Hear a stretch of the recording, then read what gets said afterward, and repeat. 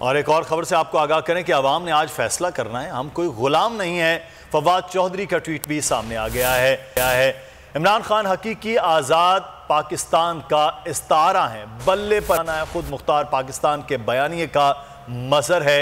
ये फवाद हुसैन चौधरी का ट्वीट भी सामने आ गया, पाकिस्तान तहरीक इंसाफ के रहनुमा, जिन्होंने कहा कि अगर आपका ताल्लुक ऐसे हल्के से जहाँ इंतखाबात हो रहे हैं तो आपको आज ये फैसला करना है कि हम कोई गुलाम नहीं है।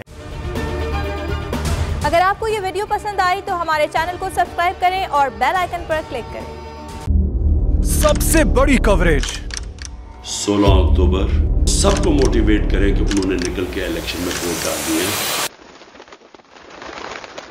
सबसे ज्यादा रिपोर्टर्स, सबसे बड़े पैनलिस्ट, लम्हा बा लम्हा इलेक्शन की खबर सिर्फ बोल पर। सबसे ज्यादा व्यूज, सबसे ज्यादा रील्स और सबसे ज्यादा रेटिंग के साथ बोल अब भी नंबर 1 पोजीशन पर बरकरार। सब्सक्राइब करें और बेल दबाएं ताकि कोई खबर रह न जाए।